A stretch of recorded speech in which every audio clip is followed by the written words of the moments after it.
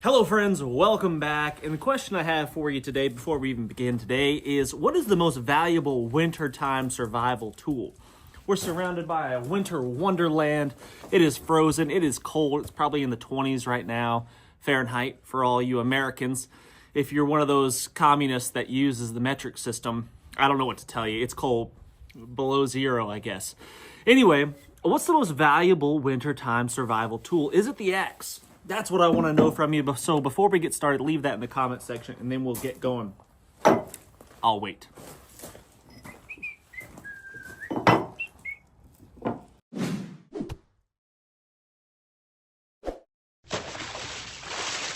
My buddy Daniel has hooked me up with this really nice classic Norlund axe head right here. Genuine Norlund, and I love the shape of it. I just love the profile, the contour of it, the rusticness of it. It is fantastic, but it needs a good handle. And I shopped online a little bit, and I thought, I could order this really nice fancy wooden handle from some place that makes really nice fancy wooden handles. But then I thought, why don't I just get one off the shelf? Well, actually what I thought was maybe I'll go cut down a hickory tree, but there's a big process involved in getting a handle from a tree. That's a big job, and I wasn't really that invested in the project. So I went and picked one up off the shelf. It was $20 for a hickory handle. This one is way too long. I think it's a 36er. 36-inch handle, but that's okay. We're gonna cut this thing down, and it's really hefty. It's kind of a chunky handle, and I like a little bit thinner handle. So we're gonna be profiling this thing and getting it to fit perfectly on our classic Norlund axe head right here and make it something that we could pass down to the grandkids one day. That's the goal. This is a bit long. We're going to end up cutting off a significant amount of that as well. And we're going to get rid of this big shoulder right here. I don't like a shoulder like that on my handles because I've tried that before, because what happens is it seats onto that shoulder hard, but it doesn't necessarily mean that it's fitting really, really tight. So if you have more of a slope, more of a gradual progression of the thickness, it seats on a little bit firmer in my experience, as opposed to this just big shoulder right there. First thing I'm gonna do is I'm gonna start getting rid of a little bit of that, just nice and easy. Just gonna start shaving away that shoulder a little bit.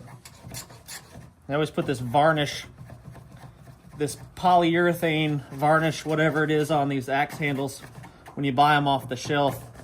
So all that's gonna go away, and we're gonna end up putting some oil on it.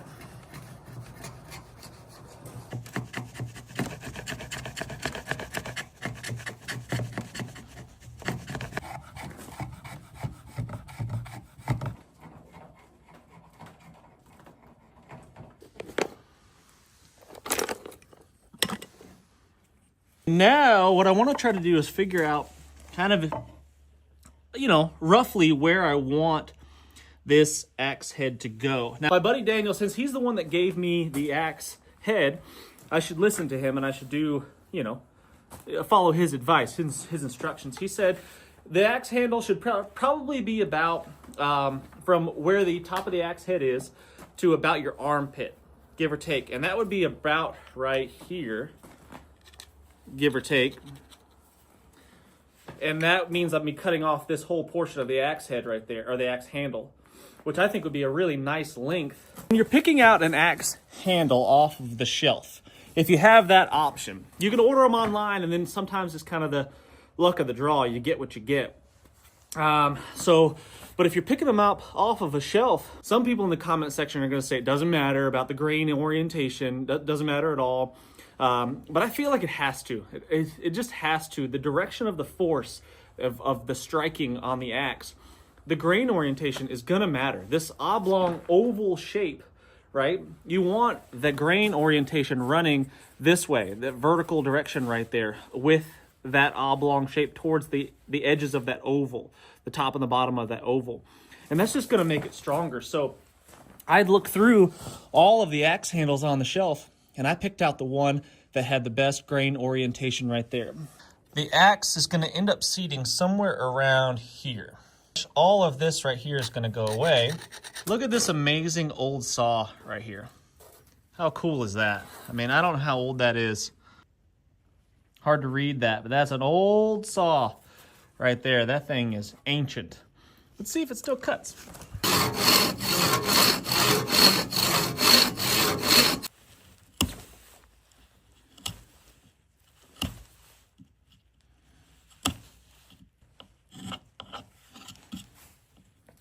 So now what I'm going to do is I'm going to start shaping this thing so the head will actually start to fit over the end of the wooden handle. Try to get it fairly centered, like so, and then I'll just trace the inside there. I'll trace the inside right there and draw that shape.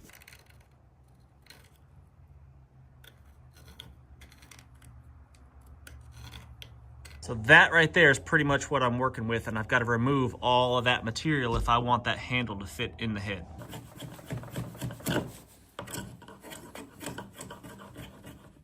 Now, I really appreciate the durability of like my Fisker's axe, because I mean, you could drag the thing behind a truck for about 10 miles and then pick it up, maybe touch up the edge a little bit, and then you're back to work. You could run it over with the truck, and you're probably not going to ever break the thing, but there's something about using a tool that you've had a hand in crafting, you know? Yeah, I didn't make the axe head, of course. Mr. Norlund did. But I'm making this handle. I'm at least fitting this handle to the axe head. You know, I didn't make the handle out of a piece of a tree that I made, a tree that I cut down, but I still have had a large part in its life, you know?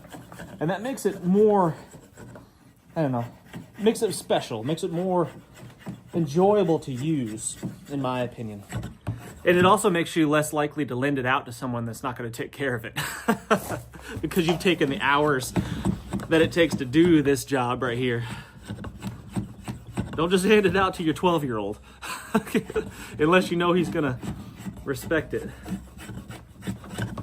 We've gotten pretty close now. We're getting close to our marks. So I think what I'll do is I'll switch from my draw knife and I'll switch over to this rasp right here. This 4-in-1 file. Because the thing about wood is you can't put it back. You take it off, you can't put it back. So I'd rather start slowing down now and get a little bit more refined in my shavings here. Take off what you need to take off, no more, no less.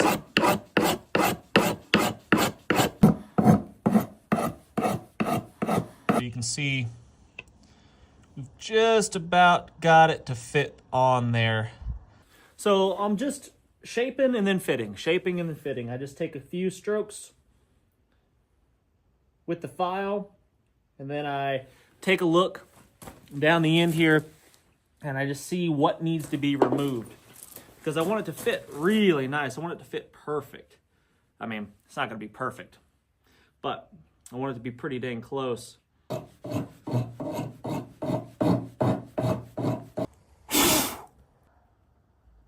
There it goes. There it goes. Starting to get on there now. That's a good fit. So I'll start removing the places where it's touching and not removing any more from where there is an air gap where I see daylight. So I see it's touching right here. So I'll remove a little bit of that. And it's also touching here. So I'll remove a little bit of that. Now I did a video a while back about tools that I no longer carry, or gear that I no longer carry. Much to the disgust of many viewers, I no longer carry an axe. So, but let me preface that by saying I no longer carry an axe when I'm out hiking, backpacking, out on a camping excursion, because I just haven't found an axe to be that necessary. Now around the house, around the homestead here, an axe is super important. I mean, I use an axe all the time. Sometimes just like a sledgehammer. I mean, I used to use the back of the axe to pound stuff, beat on stuff. I've used an axe for carpentry purposes, for trimming away big chunks of wood, like hewing logs and stuff like that to get them to fit, remodeling type jobs. I use an axe for all sorts of different purposes. Splitting wood, usually use a splitting maul for that, but you get the idea. But an axe around a stationary camp, like you're going to be there for a while, is a really, really valuable tool. And if you were going to send me off into the wilderness for an extended period of time, let's say, forever, I need to head off into the wilderness. I need to build a home for me and my family. It'd be hard for me not to bring an axe just because of how valuable it is just to have like I said, just a big hammer, a big beating tool, let alone the sharp side of it. So, yeah, an axe, it's hard to argue with the value of an axe. There's a reason why it was such a valuable tool on the frontier, A lot of your frontiersmen carried smaller axes like tomahawks and such because they were more portable, because they were on foot. But around the homestead, yeah, an axe was a tool that every homestead had. And I can see where there's still light. And like I said before, I'm not touching the parts where there's light. I'm only working on shaving off the areas that are contacting. And by doing that repetitively, eventually what I'll do is I'll get a really nice fit that's perfect. So I'll just mark it any place that it's touching.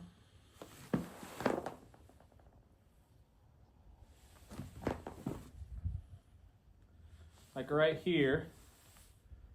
I'm just going to shave away that. I'm marking it with my pencil. Not absolutely necessary, but it helps. And then this right here. Shave away at the wood where I marked with my pencil until all those markings are gone. And then I'll refit. Whew, it's a cold one today. A little breeze is quite nippy. Probably, I should be doing this out here next to the fire. That would make sense. Not a very smart man.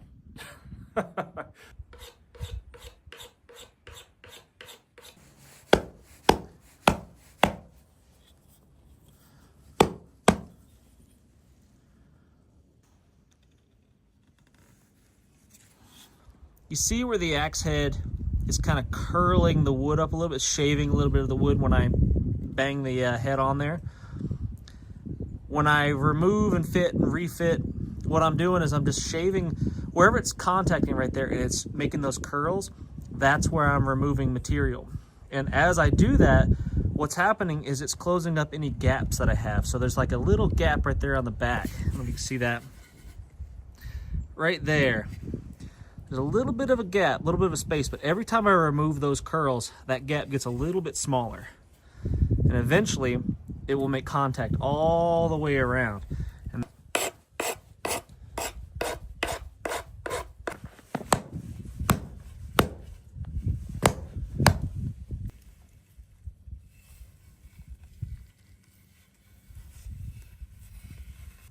so what I'm going to do now is I'm just going to clean up my file marks with some sandpaper, and that's going to allow the axe to seat just a tiny little bit further, and that's going to be all we shall need. And now this handle comes with the split already. It's already got that kerf, the cut in the handle for the wedge.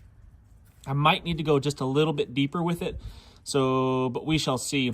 That is where the axe is going to go. That's where it goes with just a light tapping. I'm expecting it to go probably another 1/8 to 1/4 inch further down, so I might need to cut that kerf down to probably this mark right here.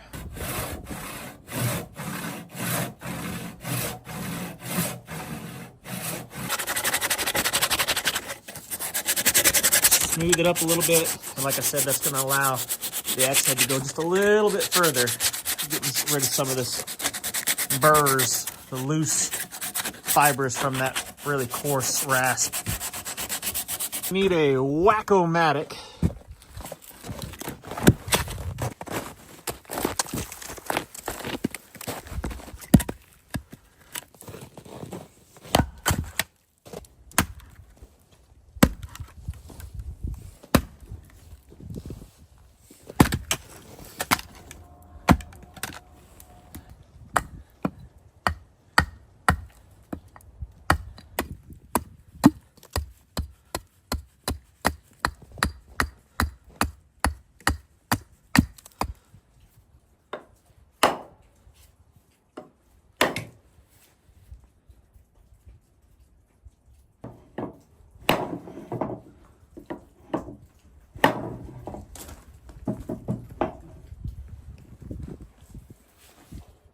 All right, so we've got the axe head seated onto the handle really well.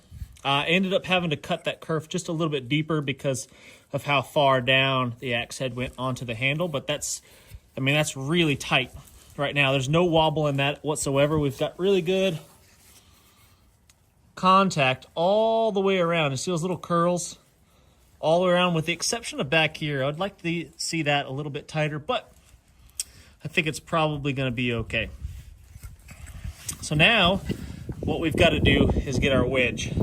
So also, when I purchased this handle, it came with a wedge. It didn't come with a step wedge, but I think I've got a couple laying around. So, but we're going to try to get this wedge seated in there. It's pretty wide. I don't know. It'll probably work. That's a little bit wider at the top than I would probably prefer and what I need. But what we've got to do is get this thing pounded in there. But right now, it's too wide. So I just need to measure how much of a wedge I need, and then we'll split it down to the appropriate size. It's gonna be about like that.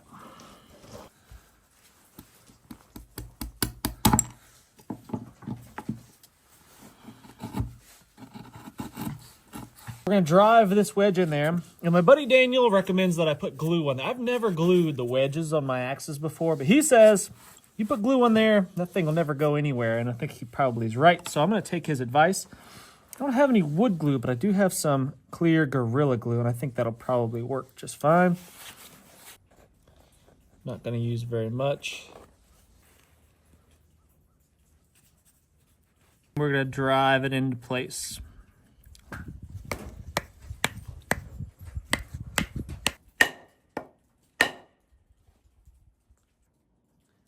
That's on there pretty dang good.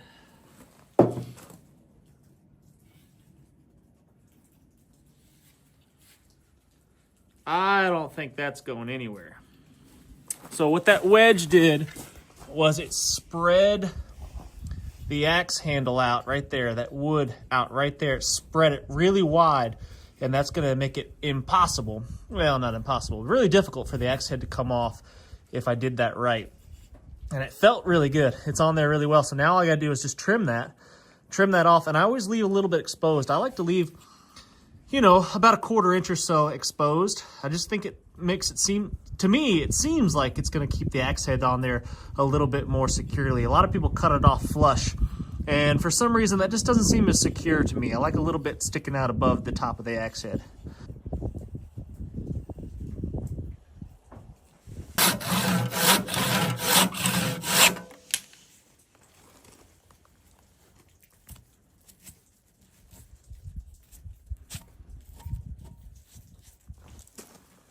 Looks good.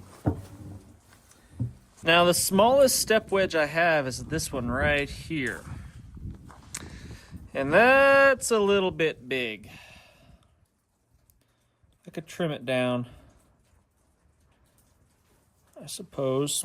This handle's a bit long, so I'm gonna go ahead and trim this end off right here. I'll make a swell because I'm gonna remove a lot of the material on the handle, so I'll make it swell out a little bit, so give me a little stopper on the end. But I'm gonna trim to here. That's about a 28-inch handle if I trim right here.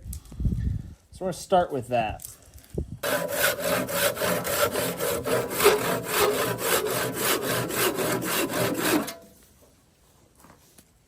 gonna thin it out right here. I'm gonna keep it at basically that dimension there, but I'm gonna thin this out a little bit and then give myself a little bit of a swell here to stop my hand from slipping off the back.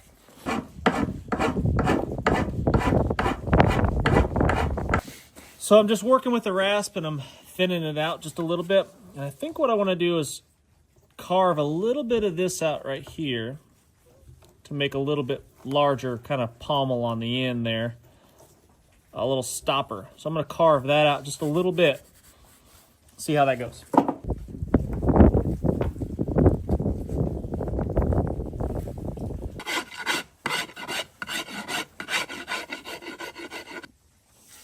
All right, so we're just continuing to shape, just slowly but surely, creating some contours there, a little bit of a stop right there on the end. Needs a little bit more. I'm thinning the handle out over the entire length. I'm rounding off this top portion here, so when I choke up on the axe and I use it for smaller chopping, carving like tasks, it's a little bit more comfortable in the hand. So I'm just kind of rounding that off a little bit, thinning the whole thing out overall. But we are looking really nice at the moment. The thing is just about exactly what I want. It's a little bit thinner through the middle there. I've got a slight little pommel here on the end that stops your hand. So when your hand slides to the back, it's a catch. It doesn't need much. I'd like a little more, and I might keep working on that just a little bit. But now I'm just gonna take this sandpaper. This is, I think, 80 grit, and I'm just going to get the rough bits off. I'm not gonna get rid of all the tool marks. I kind of like the tool marks. I think they look cool. And as the thing ages, as it gets dirty from use, you know, from dirt on the ground and whatever, grease on your hands, the dark dirt and stuff kind of catches into those grooves, and it makes it look kind of cool. So I like that. And I don't think it's necessary to make it smooth and shiny. I'm not interested in that. And just with use, with heavy use, the parts that get the most use, the parts that get used the most, that you touch the most, end up getting smooth. So the next steps, I'm considering putting a step wedge at the next step wedge. The next step is putting a step wedge in there, but I'm not sure if I want to do that. I don't know. I like the aesthetics without the step wedge, and I'd have to modify this one or get a smaller one. I'd have to make this one a little bit smaller on the grinder to get it to fit in there. But I just kind of like it without it. I've got a Swedish-made axe that doesn't have a step wedge, and it's never moved at all. It's never even attempted to break free of its place. So maybe I just won't do the step wedge, and we'll see how it goes. But like I said, I'm just going to sand this thing fairly smooth, but I'm not going to get rid of all the tool marks from that rasp because I think it looks cool. So on our next video, probably what I'll do is we'll go through the sharpening process, getting this thing back to a really, really razor edge, and then maybe I'll oil up this handle. I'll probably want to get it, it's really cold outside, so I'll need to put not only my axe, but my linseed oil inside for a little bit to warm up, because right now it is super thick. Whew, that wind. All right, friends, thanks so much for watching. I really do appreciate it. Make sure you stay tuned. Make sure you subscribe so you can see the next video, and we'll finish up this little project here. And we also need to get a sheath for this axe as well. So I'll be making a crafty little sheath for it in my typical sheath way, PVC, of course. Anywho, thanks so much for watching, guys. I really do appreciate it, and I can't wait to see you on the next one. Until next time, what's the worst that could happen? Let's just go on 3.